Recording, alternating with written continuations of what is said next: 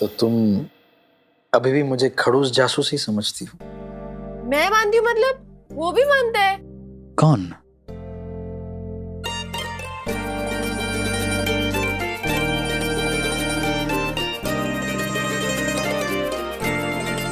ये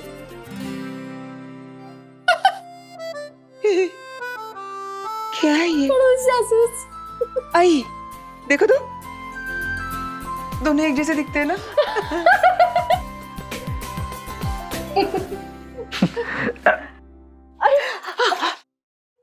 चलिए चलिए, बहुत हुआ हंसी मजाक, अब नहीं।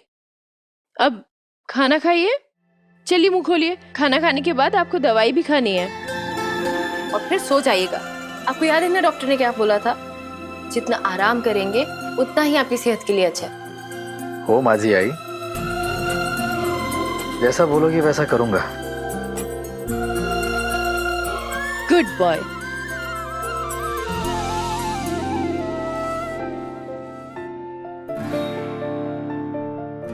चला, मैं चलती हूँ। अब संभालना अपने खड़ूस जासूस को। आप चिंता मत कीजिए आई, मिस्टर खड़ूस जासूस, I mean sorry I mean आपके बेटे को मैं अच्छी तरीके से खाना खिला दूंगी। चल रे।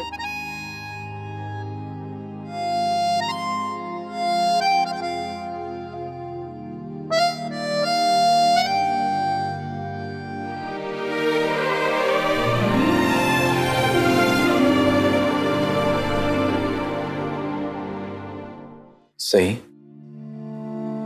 सच में तुम्हारे बिना ये घर जैसे घर नहीं लग रहा था। मिशन में जाते वक्त भी मैं यही सोच रहा था कि मैं इस घर में लौटूं तो किसके लिए लौटूं? इन चार दीवारों के लिए? लेकिन आज जब तुम इस घर में वापस आई हो तो ये घर वापस एक घर लग रहा है। क्यों? आपको अपने परिवार के पास वापस आकर खुशी नहीं हुई? तुम्हारे बिना मेरा परिवार अधूरा है सही। वैसे मुझे भी कुछ अधूरा अधूरा लगा। तो फाइनली तुमने भी मान लिया कि तुम मुझे मिस कर रही थी। Very funny. मैं तो देवी ताई की बात कर रही थी। इसमें ना कोई शक नहीं कि पुलकित जीजू के साथ देवी ताई बहुत खुश होंगी। लेकिन आज ना मुझे उनकी बहुत याद आ रही है। मुझे पूरा यकीन है कि अगर ताई होती तो वो मुझे घर में वापस आकर देखकर इतना खुश होती और एकदम भाग कर आती और गले लगा लेती और कहती माजी साई, माजी साई। मेरे लिए तो परिवार तभी पूरा होगा जब देवी ताई और पुलकित जीजू आएंगे।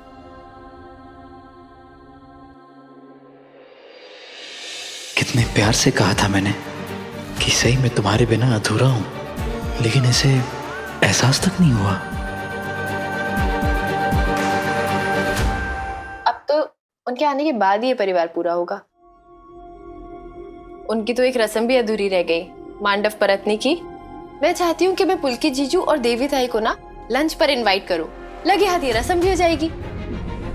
सही, मुझे नहीं लग रहा कि ये आइडिया ठीक है, क्योंकि अभी परिवार में इस शादी को लेकर दिक्कत है। वो ऐसे ही थोड़ी ना शादी को अपना लेंगे, तो फिर ये रस्म। लेकिन अब मैं आ गई हूँ ना, अब कुछ चीजें मेरे तरीके से होंगी। और वैसे भी आपको मेरा साथ देना चाहिए, क्योंकि आपने मुझे यहाँ रुकने के लिए कहा है जब तक आप ठीक नहीं हो जाते। और वैसे भी विराट सर, पुलकित जीजू इस घर के दामाद है, देवी ताई इस घर की बेटी है। उन दोनों की शादी मैंने करवाई थी, तो ये रस्म भी मैं ही करवाऊंगी। और वैसे भी उनको इस घर का हिस्सा बनाना मेरी जिम्मेदारी है। नहीं, अगर आप चाहते ही नहीं कि मैं कुछ करूं, तो फिर मुझे रुकने के लिए क्यों बोला? मैं चली जाती हूँ ना। अरे मैंने कहाँ कुछ ऐसा कहा है। ठीक है, लेकिन ताई और पुलकित को अगर हम यहाँ लाएंगे तो ये खतरनाक हो सकता है। तो मैं कभी खतरे से डरकर पीछे हटी हूँ क्या विराज सर? आप भी ना।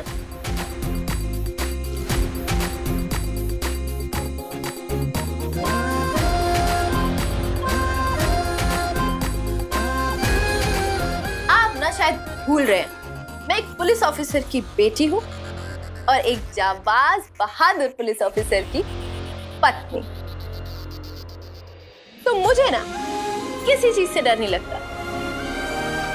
अगर आप देश के दुश्मनों से लड़ सकते हैं, तो फिर मैं तो प्यार के दुश्मनों से लड़ ही सकती हूँ।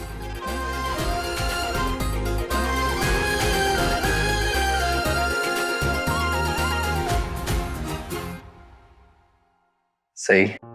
हाँ, जो तुम कह रही हो वो बिल्कुल ठीक है। मैं बस इतना कह रहा हूँ कि पहले हम जरा सोचते हैं कि किस तरह से घर वालों को ये बात बताएंगे, फिर एक प्लान बनाते हैं ना। विराज सर,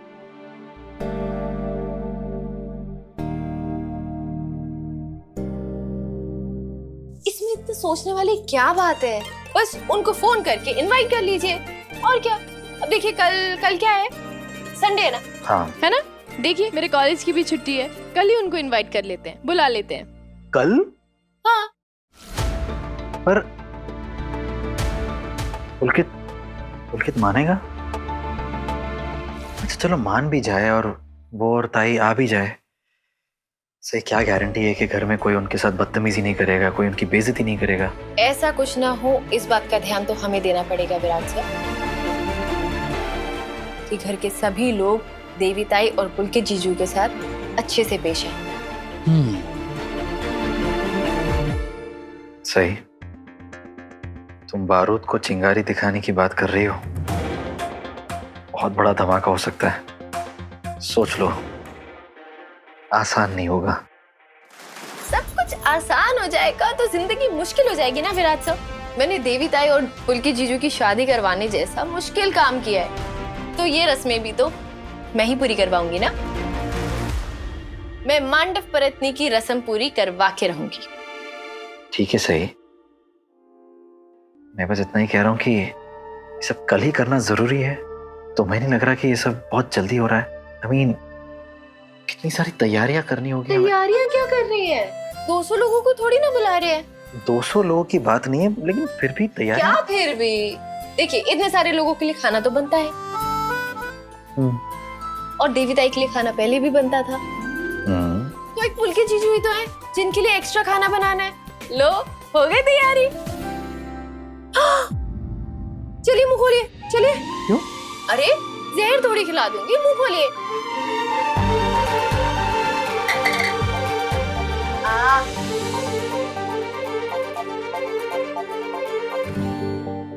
मुझे ध्यान देना होगा कि आप वक्त वक्त पर अपनी दवाई लें। टाइम पे दवाई लेंगे तभी तो जल्दी ठीक होंगे, और जैसे मैं आपका ख्याल रखूंगी ना, आप देखिएगा फट फट ठीक हो जाएंगे। पता है, इसीलिए मैं कह रही हूँ कि कल ही ताई को बुला लीजिए।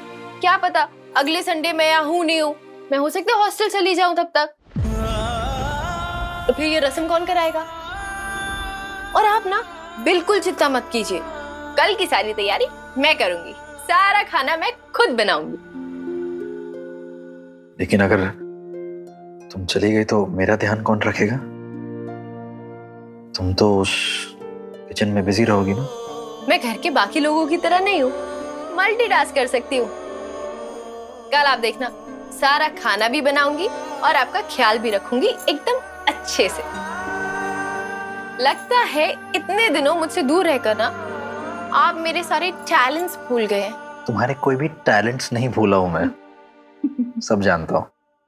तुम एक वक्त पर बहुत सारे काम कर सकती हो, लेकिन क्या है ना कि तुम तो वहां बिजी रहोगी किचन में, मैं तो यहाँ लेटा लेटा तुम्हें मिस करूंगा ना।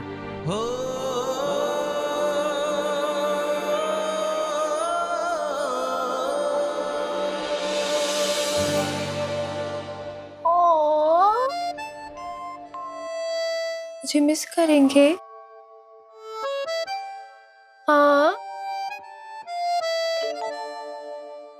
मुझे लगता है मैंने आपकी जिम्मेदारी लेकर ना बहुत बड़ी गलती कर दी।